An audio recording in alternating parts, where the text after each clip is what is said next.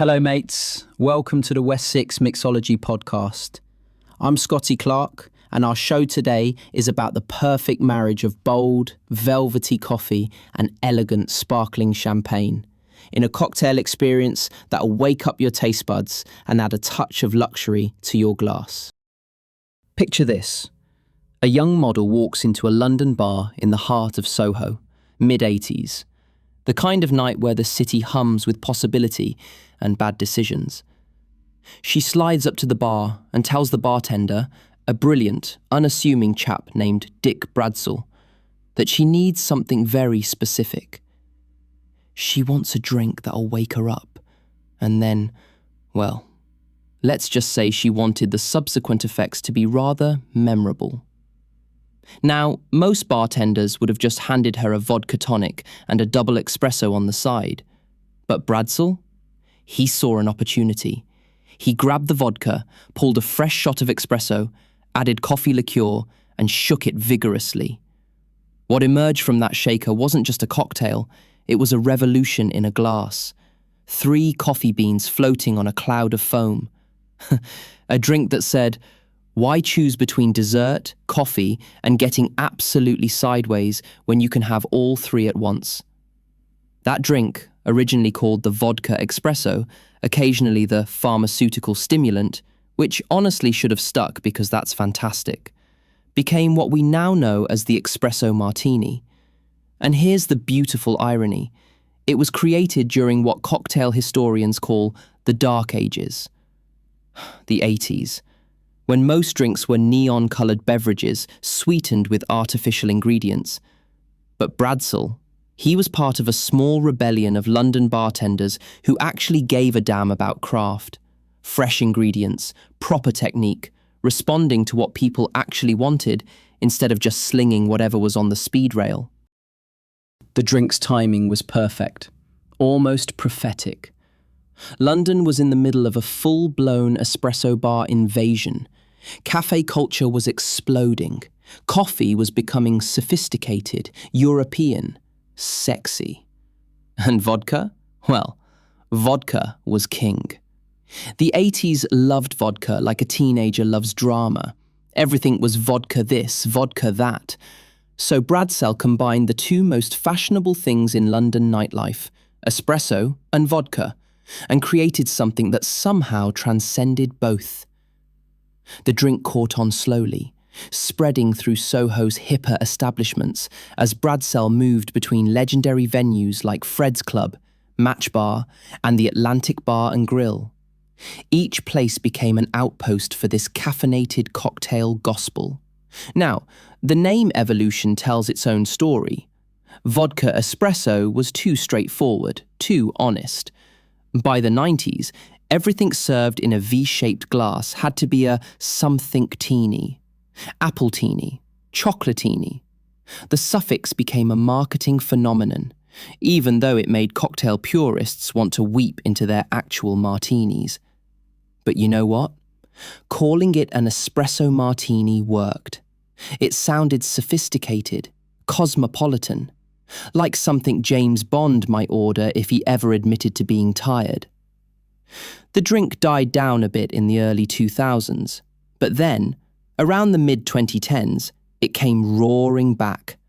Instagram happened. Third wave coffee happened. The craft cocktail renaissance happened. Suddenly, everyone wanted that photogenic foam cap with 3 coffee beans floating like little life rafts on a sea of crema-coloured heaven.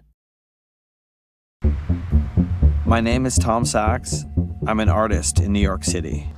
For nearly 2 decades, I have been collaborating with Nike. Nike running is for runners, Nike basketball is for basketball. Nike craft is for everyone else. Let's talk about why this drink works, because it's not just throwing coffee and vodka together and hoping for the best.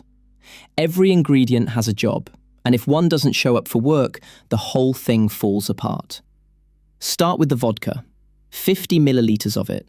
Now, vodka gets a bad rap among cocktail snobs as boring, flavourless, the spirit equivalent of beige wallpaper. But that neutrality? That's exactly why it's here. Vodka provides alcoholic backbone and silky viscosity without competing with the coffee. Imagine trying this with gin. All those botanicals would mud wrestle with the espresso and nobody wins. Whiskey would overpower with roasted grain notes. Rum would add molasses sweetness that throws everything off balance. Vodka says, "I'm here to support, not steal the spotlight." It's the rhythm guitarist of this cocktail band. Essential, but knows when to shut up. Then comes 30 milliliters of fresh espresso. And when I say fresh, I mean pulled within the last 2 minutes. This isn't negotiable. Old espresso loses its oils, its crema, its soul. Those coffee oils are absolutely critical because they're what create the foam when you shake. Cold coffee doesn't work. Instant coffee is an insult. Drip coffee lacks the concentration and oils. It has to be proper espresso, pressure extracted, dark roasted, still hot enough to matter. That heat serves multiple purposes. It extracts more efficiently, creates better emulsification, and melts the ice faster for proper dilution. The espresso is the star of this show. Everything else is backing vocals. Coffee liqueur comes next, about 10 milliliters, and there's real debate about which one to use.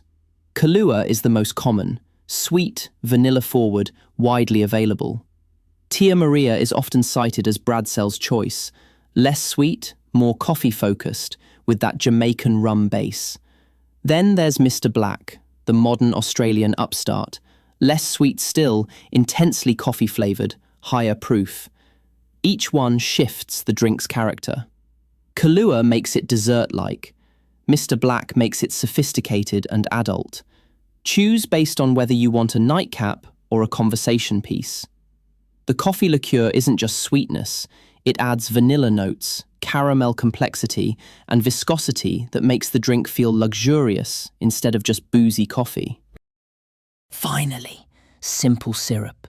5 to 10 milliliters, depending on how sweet your coffee liqueur is and how much you enjoy bitter flavors.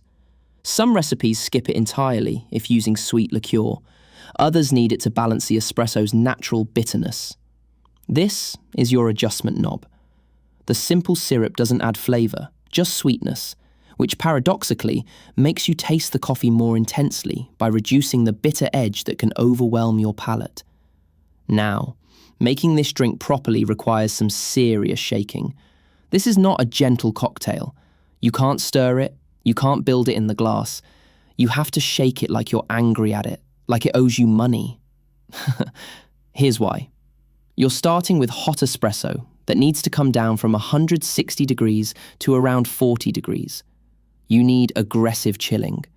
You're also trying to emulsify coffee oils into tiny droplets that trap air and create foam. That requires sheer force. Gentle shaking produces a flat, sad drink with no foam and weird temperature. You need to fill your Boston shaker 3/4 full with ice. Generous, fresh, hard ice. Then add all your ingredients right on top. Seal it up, grip it with both hands, and shake hard for 15 to 20 seconds. You should hear the ice change from sharp clunking to softer, wetter sounds as dilution happens. The shaker should become frosty and almost painful to hold. Your shoulders should be involved. This is a workout. When you strain, and you should double strain through both a Hawthorne strainer and a fine mesh strainer, pour smoothly into your chilled coupe glass. Not a martini glass, please. Coupes are more stable, more elegant, better at showcasing that foam layer. The pour itself matters. Too aggressive and you break down the foam. Too timid and it settles in the shaker before it reaches the glass. Pour from about 3 or 4 inches up, steady and confident. What emerges should be dark brown with a 1/4 to 1/2 inch cap of tan foam on top, dense enough to support 3 coffee beans arranged in a triangle. Those beans aren't just decorative, they're aromatic, releasing coffee fragrance with every sip, enhancing the experience through smell as much as taste.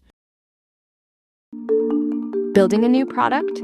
Temez Labs takes you from napkin sketch to the App Store. Trusted by Fortune 500s for quality, security, and speed. Book your free strategy session at temez.ai. The beauty of the espresso martini is that it occupies a unique space in cocktail culture. It's an after-dinner drink that doesn't want you to go home. Most dessert cocktails are contemplative, slow, meant for winding down. This one winds you back up. It's coffee and cocktail in one, eliminating the awkward pause after dinner when you're trying to decide between alertness and intoxication. It bridges the gap between dinner and dancing, between restaurant and club, between civilized and slightly unhinged. That combination of stimulant and depressant, caffeine and alcohol, is pharmacologically fascinating and socially perfect for parties that start at 8 and don't end until someone suggests breakfast. Variations on this template have emerged over the decades. Some bartenders use cold brew instead of hot espresso, which changes the texture and reduces foam, but adds smoother, less acidic coffee flavour. Others experiment with different spirits. Aged rum creates a richer, more complex version, though it's technically no longer an espresso martini. Some add a dash of chocolate bitters or a pinch of salt to enhance the coffee notes. There's a white espresso martini that uses white creme de cacao instead of coffee liqueur for a sweeter, creamier variation. Around the holidays, bartenders sometimes add a touch of peppermint or gingerbread syrup to make it festive. The Irish espresso martini swaps vodka for Irish whiskey and adds a float of cream. Every variation proves that the template is flexible, but the original remains the standard because Bradsell got the proportions right the first time. When you drink a properly made espresso martini, you experience layers.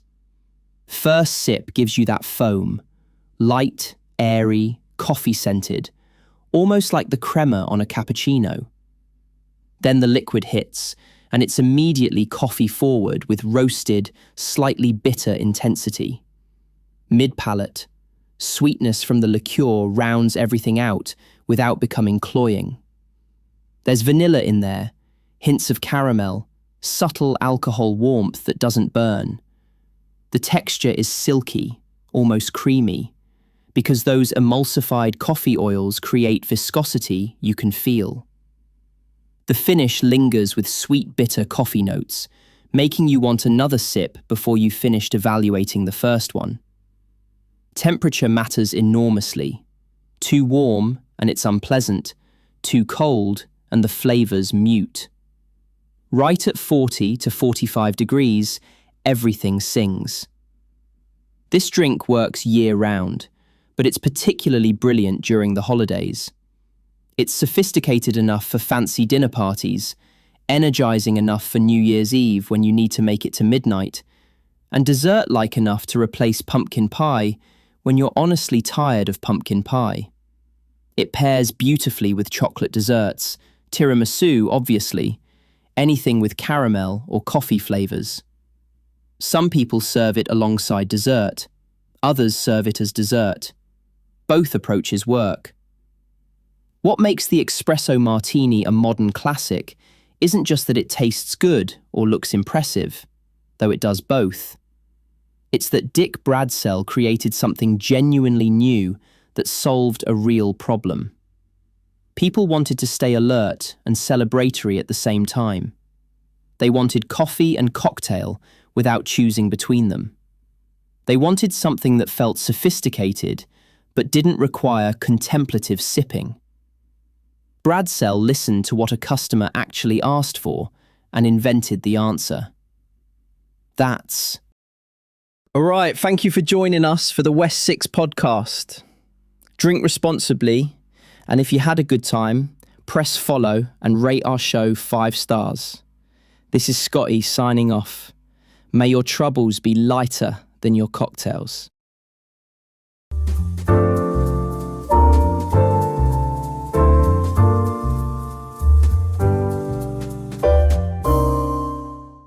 Grab news. Thomas.